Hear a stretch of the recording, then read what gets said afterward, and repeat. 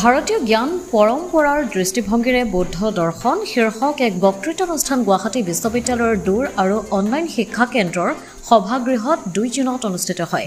বক্তৃতানুষ্ঠানত বৌদ্ধিক দৰ্শন, ভাৰতীয় জ্ঞান পৰম্পৰা আৰু আধুনিক বৈজ্ঞানিক ধাৰাৰ সংশ্লেষণাত্মক দৃষ্টিভংগী, আয়ুৰ্বিজ্ঞান, নীতিশাস্ত্ৰ, অৰ্থনীতি, ৰাজনীতি আদি বিভিন্ন বিষয়ক লৈ গৱেষণালব্ধ সাৰুৱা ভাষণ প্ৰদান কৰে অধ্যাপক ডক্টৰ ৰাণা পুৰুষোত্তম কুমাৰ সিঙে। নালন্দা মহাবিহাৰ বিশ্ববিদ্যালয়ৰ অধ্যাপক ডক্টৰ সিঙে ভাষণত ভিয়েটনাম, কম্বোডিয়া, থাইলেণ্ড, দক্ষিণ কোৰিয়া, টাইৱান, চীন, তিব্বত, শ্ৰীলংকা, পাকিস্তান আদি দেশত প্ৰাচীন ভাৰতৰ জ্ঞান পৰম্পৰা সম্বন্ধে কৰা অনুসন্ধানত লাভ কৰা কেতবোৰ অত্যন্ত গুৰুত্বপূৰ্ণ অভিজ্ঞতা আৰু তথ্য সদৰি কৰে।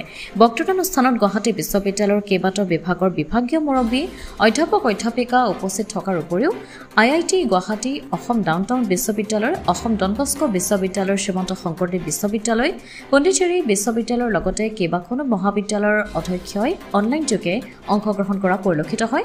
গুৱাহাটী বিশ্ববিদ্যালয়ৰ দূৰ আৰু অনলাইন শিক্ষা কেন্দ্ৰৰ সঞ্চালক ডক্টৰ দেৱহৰি তালুকদাৰে আদৰণি ভাষণ প্ৰদান কৰি আন্তঃপ্ৰতিষ্ঠানগত জ্ঞান বিনিময় কাৰ্যসূচীৰ পৰৱৰ্তী পদক্ষেপ হিচাপে গুৱাহাটী বিশ্ববিদ্যালয়ৰ দূৰ আৰু অনলাইন শিক্ষা কেন্দ্ৰ আৰু গুৱাহাটী বিশ্ববিদ্যালয়ৰ কেইখনমান সংবদ্ধ মহাবিদ্যালয়ৰ ছাত্ৰ-ছাত্ৰী আৰু শিক্ষক-শিক্ষয়িত্ৰীৰ এটা দলে অহা জুলাই মাহত নালন্দা বিশ্ববিদ্যালয়ৰ ভ্ৰমণ কাৰ্যসূচীৰ বিষয়ে অৱগত কৰে।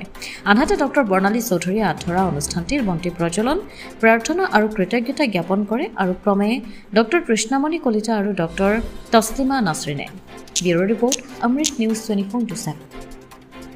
অমৃত প্ৰবাহ অসমীয়া সাপ্তাহিক কাকতৰ ডিজিটেল সংস্কৰণ অমৃত নিউজ, সত্যৰ সন্ধানত অমৃত নিউজ।